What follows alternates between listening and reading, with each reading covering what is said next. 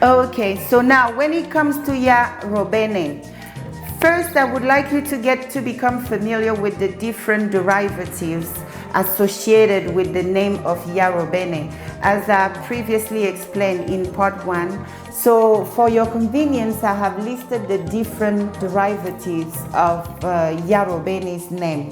So if wherever you live, in your city, in your town, you bump into one of these names, know that it's an indication of the patriarch Reuben. So the place, the landmark, that name with our patriarch's name, it's an indication that the people they have in there are the people of Reuben. For example, in Zambia, we found 4 occurrences of settlement pertaining to the patriarch Reuben. Now, in Malawi, we found 2 locations, one called Reuben, another one called Robino. In Nigeria, we found Reubens in Camp Edo. In Angola, we found 2, a Lobino and a Robino location. In Chad, we found Ribene. In the diaspora, now in Colombia, we found Reuben in Magdalena, and those who are familiar with Colombia, Magdalena is like an African land over there. Now in Haiti is all us. In the northeast, there's a city there called Robino. Okay? Now in America, with more location in Northern America, we found Reuben Lake in Ontario, Canada. These are the Canadian locations. So when it comes to Simeon, for your convenience, I have listed the different derivatives of this amazing patriarch of ours, Yasomene, our Zulu people call him, but our elders tells us that the landmark where they put a translated name is still them. So let's proceed. In Cameroon, we have Zouameyon. We also have a city called Soumeyon. We also have another one, Simeon. So in Cameroon, we have 3 occurrences in our native names. In Canada, we found the location, Simeon Lake, okay?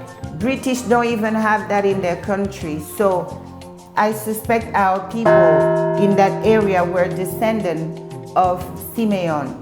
Now, in America, we found Simeon's Ponds in Louisiana, Simeon North Island in Alaska, Simeon Lake in Alaska, Simeon, Virginia, Simeon, Nebraska, okay? Now, in Cuba, we found Simeona, all right? Simeona in the region of Pinar del Rio. Speaking of Veracruz, Mexico, and locating the children of Simeon around the world. My dear children and royals of Africa, let me introduce you to this amazing royals of ours. A fellow Gabonese royal. I'm sure some of you have heard of His Royal Majesty Gaspar Yanga, also known as El Yanga by the people of Mexico.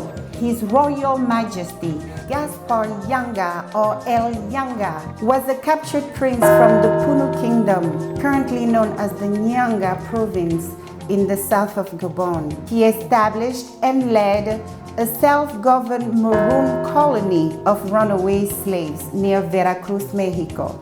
The Puno people are traditionally sons and daughters of Yasimayone, also known as Simeon. His Royal Majesty Gaspar Yanga is a Gabonese pride. Now let's move on to the next patriarch's locations. Our next patriarch is Levi, also known as Levi. For your convenience, I have listed the Bantu names of Levi.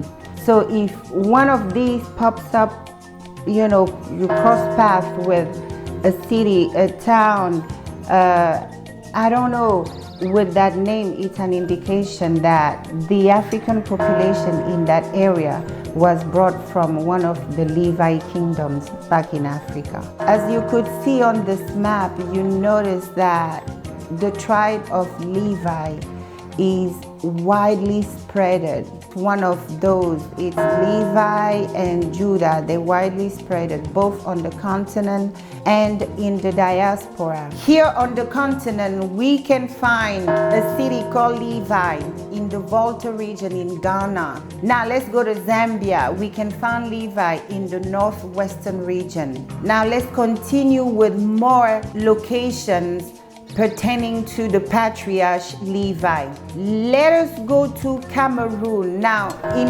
Cameroon, among the Sawa people, we found a city called Bonalebe, which literally means the sons of Levi. Now, when we go to Awawe in Cameroon, in the department of Nofua Famba, in the central region of Cameroon, we found a city called Libi. Now, let's move toward the western region of Cameroon in the Fongo Tongo. Among the Bamileke people, we found a city called Lewe, another called Leve, and another one called Lebe. Let's go to the diaspora. Okay, where can we find the traces of the descendant of Levi? Let's start with America. In Wisconsin, we found a city called Levis.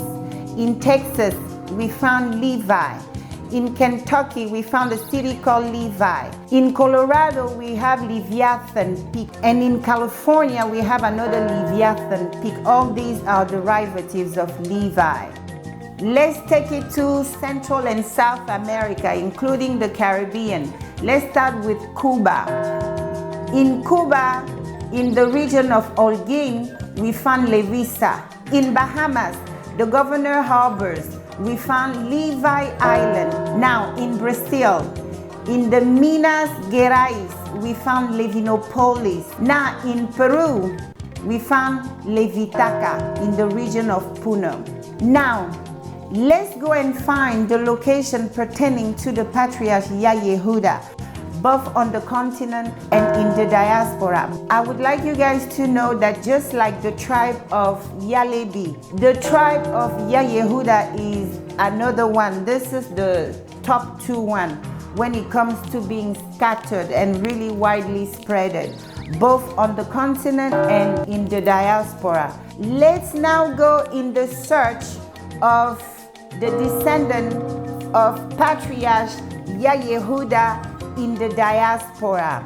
Since this video is about locating the descendant of Yehuda around the world, I would like to introduce you and give a shout out to His Royal Majesty King Julio Pinedo. King Julio Pinedo is the king of the Afro-Bolivians. He has a very interesting story. So let me give you a little background story about King Julio Pinedo. King Julio Pinedo's ancestor was stolen from the kingdom of the Yanga people. Now let me tell you more about it. As you could see here, the Bolivian authority restoring him with his crown. The authorities who took him into slavery are restoring him, returning him his staff. This is what brings restoration. This is what brings healing. Not snitching around, selling each other around. You know, snitching around and selling each other around will not get you to that level of respect from your oppressor. So this is a lesson for our sons and daughters out there who think they can get ahead betraying their own. So food for thought. And the next picture, you could see his son, the heir apparent to the throne. His name is Rolando, putting the royal cloak on his father. Like, you know, my king, Papa, we're no longer naked. This is him completely restored, okay? So, Bayete Nkosi Julio Pinedo, king of the Afro-Bolivians. Bayete, and long live the king of the Afro-Bolivians, okay? So, as you probably see, you know, he lost his name, okay? We could see it there, he clearly lost his name. There's really no way of telling, maybe giving up on his name was a truth, who knows? But what I know for sure, his ancestors didn't lose track of who they were, regardless of slavery. As you could see the way he's dressed, he got the staff, he got his Dani, his brass serpent in his head, he got the leopard. And to the left, this is the seal of his kingdom, okay? And the seal of his kingdom speaks for itself. It tells you the story about his people. So let me explain, let me let you in on our seals, because everything we have in there means something. The crown means his royalty. He comes from a kingdom. He represents an established kingdom. And you see the cross on top is a kingdom established by God. All right, and now the stars in the middle part of the crown. Our crowns will have 12 stars.